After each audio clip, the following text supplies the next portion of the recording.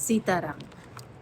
Finally ગઈકાલે હનુમાનંદ film જોઈ અને મેં કહ્યું હતું કે જોઈને હું રિવ્યૂ કરીશ, પણ ફિલ્મ જોયા પછી મને સમજાય છે કે એનો રિવ્યૂ ન હોય, મારો અનુભવ મારે શેર કરવો છે. એટલી સુંદર ફિલ્મ. ડૉક્ટર વિશાલ ચતુર્વેદી, તમે બહુ જ ચમત્કારિક વાતને બહુ સુંદર રીતે રજૂ કરી છે, બહુ જ સરસ. શોભિનવ સત્યા, એમને નીપ કરોલી બાબાને બખૂબી એમના પાત્રને ન્યાય આપ્યો છે. જે લોકો નીપ કરોલી બાબામાં માને છે ને, હું માનું છું, એટલે એમને ખબર હશે કે આજની તારીખે પણ તમારા મનમાં કોઈ મૂંઝવણ છે, કોઈ પ્રશ્ન છે, એનો ઉત્તર આજે પણ નીપ કરોલી બાબા આપે છે.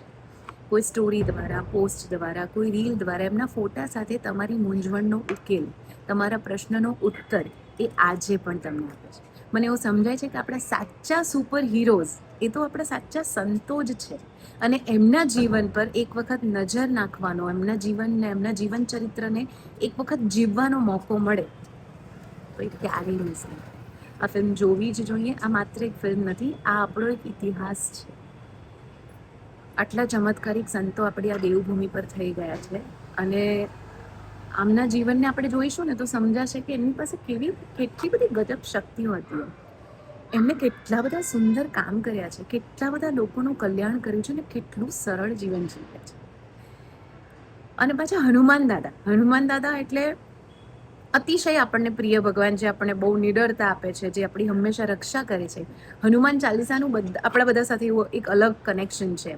મારું એવું પર્સનલી છે કે હું ઘણી બધી વખત શો કે ડ્રામામાંથી ઘરે આવતી હોઉં છું, અને લેટ નાઇટ તો મારા નજીકના લોકોને ખબર છે, હું એવું કહું છું, મારો નિયમ છે કે હું હનુમાન ચાલીસા કરતાં જ ઘરે આવતી હોઉં છું.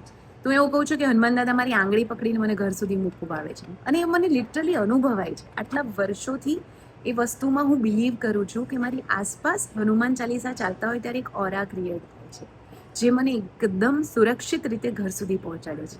એટલે અમુક સીન્સ તો એવા છે કે તમને લિટરલી ગૂસબમ્સ આવશે, તમારા આંખમાં આંસુ આવશે, તમે ગદગદ ફીલ કરશો કે ઓ, આપણે આ ભૂમિ પર જન્મ્યા છીએ, ભારત ભૂમિ પર, દેવભૂમિ પર જન્મ્યા છીએ.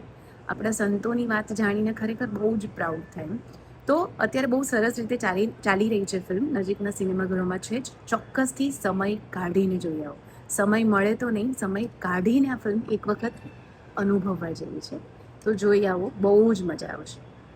સીતારામ. આજે બેકગ્રાઉન્ડમાં મ્યુઝિક વાગતું હોય છે ને, સીતારામ સીતારામ, તમને પકડી રાખે. ફિલ્મ પત્યા પછી પણ તમને તમારા પગ નહીં ઉપડે, તમે ત્યાં ને ત્યાં સ્ટોપ થઈ જશો, એટલો ગજબ પાવર છે આ મ્યુઝિકમાં પણ. એટલે એન્ટાયર ફિલ્મ બહુ જ સરસ છે, અનુભવવા જેવી ફિલ્મ છે. ચોક્કસ એક વખત જઈને જોઈ આવો.